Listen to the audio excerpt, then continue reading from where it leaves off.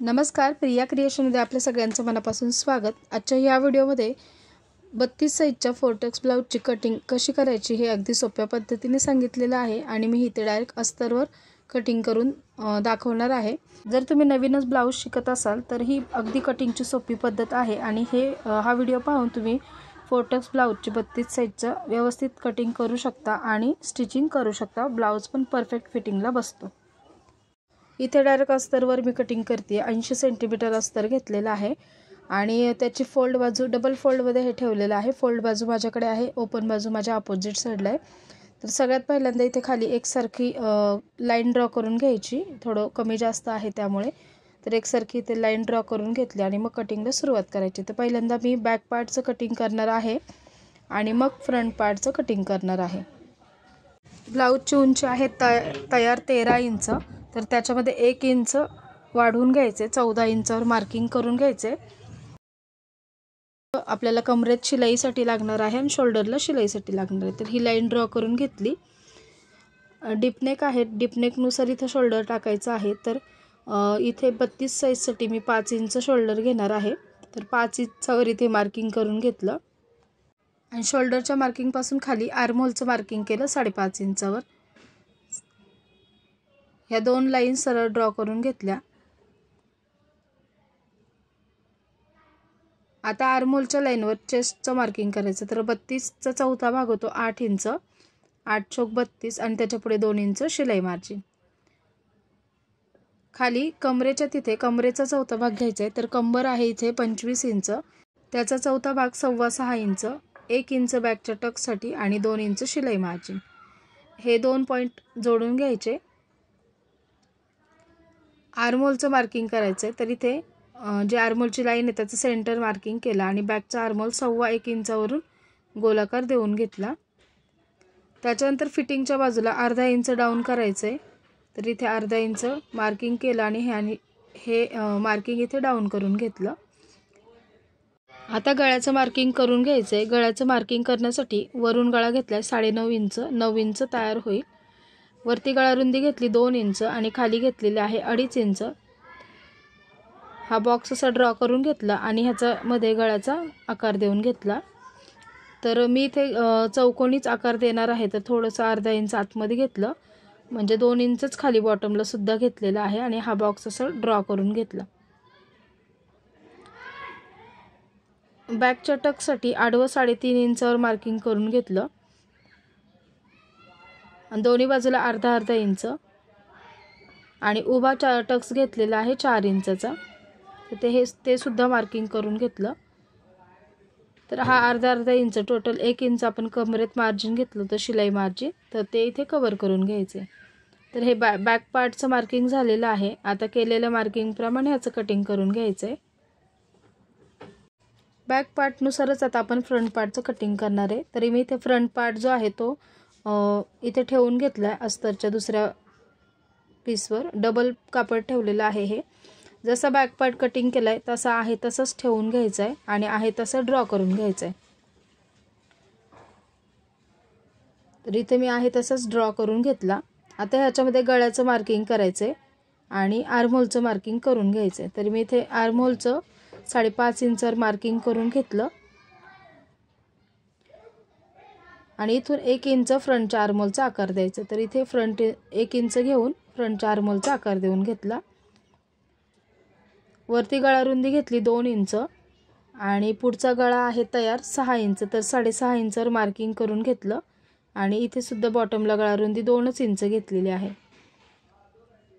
हा box draw करून घेतला आणि याच्यामध्ये गळ्याचा गोल आकार देऊन घेतला। आता ह्या फ्रंटच्या भागामध्ये आपल्याला काही चेंजेस करायचे असतात। फ्रंटच्या पार्टला इथे फिटिंगच्या साईडला 2.5 इंचावर मार्किंग केलं आणि हुकायच्या पट्टीकडे सुद्धा 2.5 इंचावर मार्किंग केलं आणि ही सरळ लाईन ड्रॉ करून घेतली। इथे वरती अर्धा इंचावर मार्किंग केलं हुकायच्या पट्टीकडे आणि असा योकपट्टीचा आकार देऊन घेतला। आता ह्याच्यामध्ये एक्स्ट्राचं मार्जिन आपल्याला वाढवून घ्यायचं असतं। तर हा जो साईडचा पार्ट आहे फ्रंटचा त्याच्यामध्ये कडेने 1 इंचाचं मार्जिन एक्स्ट्राचं वाढवून घ्यायचं आहे। हे बघू शकता इथं दाखवलंय त्याप्रमाणे 1 इंच वाढवून घेतलं।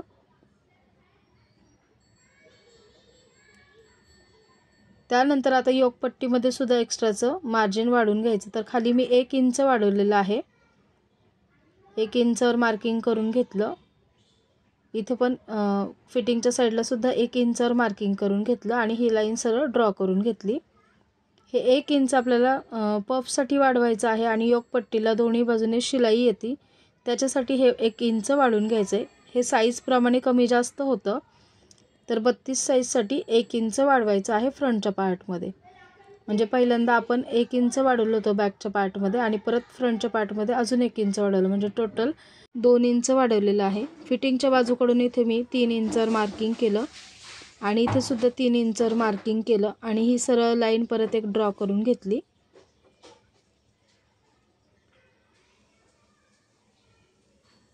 आणि जी हुक आयची पट्टी आहे तिथे 3.5 इंचवर एक मार्किंग केलं आणि तिथून परत योगपट्टीचा आकार दिला. म्हणजे हे जे मार्जिन आहे वरती ते शिलाईमध्ये आपलं जाणार आहे. आता हा फ्रंट पार्ट ड्राफ्टिंग झालेला आहे सर्व. आता केलेल्या मार्किंग प्रमाणे ह्याचं कटिंग करून घ्यायचं आहे. योगपट्टीचं मी कटिंग कुठे केलेलं ते पाहू शकता. खालची जी लाईन आहे तिथे आपल्याला कटिंग करायचं आहे. अर्धा इंच वरच्या पार्टमध्ये हे वाढवलेलं आहे पफ चांगला येण्यासाठी. आता जसं बाकीचं वाढवलेलं आहे त्याप्रमाणे कटिंग करून घ्यायचं आहे. तर असा हा फ्रंट पार्टचं कटिंग झालेलं आहे. आता फ्रंटच्या भागात टक्स कसे घ्यायचे ते पाहूयात. तर जो मेन टक्स आहे तो इथून आडवा घ्यायचा आहे 3.5 इंचावर. असं मार्किंग करून घेतलं आणि उभा घेतलाय तो 2.5 इंच, 2.5 ते 2.25 इंचाचं घेऊ शकता. इथे मार्किंग करून घेतलं आणि आता हा टक्स आपल्याला दोन्हीकडे अर्धा इंचाचा घ्यायचा आहे. टोटल 1 इंचाचा टक्स येईल. हुक लुकच्या पट्टीचं इथे सेंटर पॉईंट मार्किंग केलं आणि सेंटरपासून एक लाईन घेतली आणि हा टक्स घेतला आहे मी इथे 2 इंचाचा. तर ह्या दोघांमधलं अंतर हे 1.5 इंच असलं पाहिजे.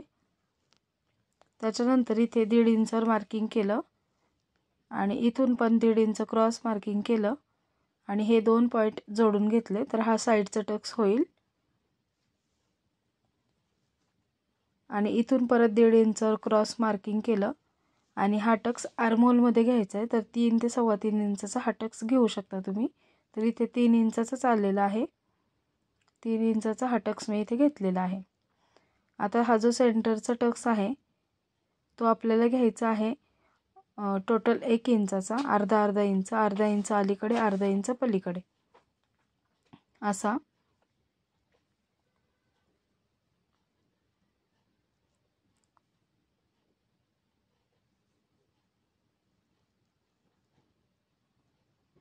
त्याच्यानंतर जे साईडचे टक्स आहेत ते दोन्ही मिळून अर्धा इंच आला पाहिजे. म्हणजे इकडे 1/2 इंच आणि इकडे 1/2 इंच आणि जो आर्महोलचा टक्स आहे तो सुद्धा 1/2 इंचाचा आला पाहिजे.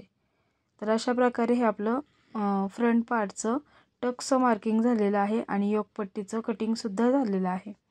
आता स्लीवचं कटिंग करूयात. तर राहिलेलं जे अस्तर आहे ते मी असं 4 फोल्डमध्ये ठेवलं. त्याची फोल्ड बाजू माझ्याकडे ठेवली आणि ओपन बाजू माझ्या अपोजिट साईडला ठेवली. 4 फोल्डमध्ये हे ठेवलं आहे.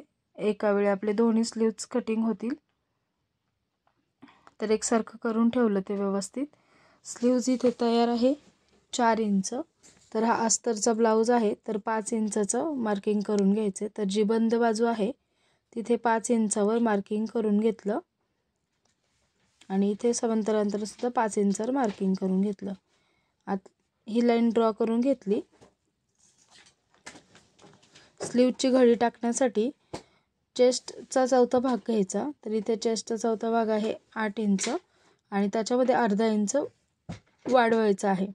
तिथून खाली कॅप हाईट दिलेली आहे मी इथे 2.25 इंच. 2.25 इंचावर मार्किंग केलं आणि तिथून आतमध्ये 2 इंचावर मार्किंग केलं. इथून आता स्लीवचा आकार द्यायला सुरुवात करायची. तर बघू शकता इथे अशा प्रकारे स्लीवचा आकार द्यायचा आहे बॅकच्या मुंड्याचा आणि त्याच्यानंतर अर्धा ते 1.25 इंच आतमधून एक फ्रंटच्या आर्महोलचा सुद्धा आकार द्यायचा आहे. खाली दंडघेराचा निम्मा घेतला आणि त्याच्यापुढे 2 इंच शिलाई मार्जिन. तर 5.25 इंच दंडघेर आणि त्याच्यापुढे 2 इंच शिलाई मार्जिन आणि हे फ्रंटच्या आर्महोलचा आकार इथे देऊन घेतला स्लीव्जला. तर अर्धा ते 1.25 इंच आतमधून एक दुसरा आकार द्यायचा आहे.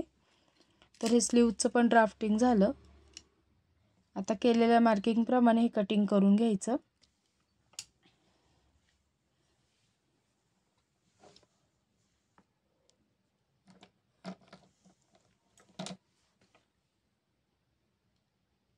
तर खूप सोप्या पद्धतीने मी हे तुम्हाला 4 टक्स ब्लाऊजचं 32 साईजचं कटिंग सांगितलेलं आहे.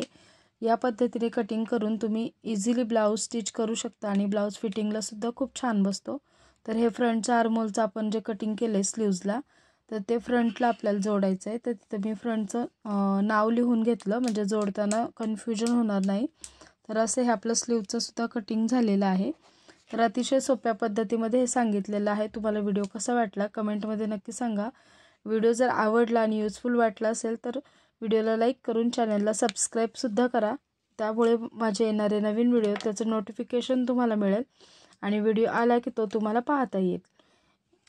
तुम्हाला याच्या व्यतिरिक्त कोणत्या साईजचा कटिंगचा व्हिडिओ पाहायचा असेल ब्लाऊजचा तर ते सुद्धा कमेंटमध्ये सांगू शकता. लवकरात लवकर व्हिडिओ अपलोड करण्याचा प्रयत्न करेल.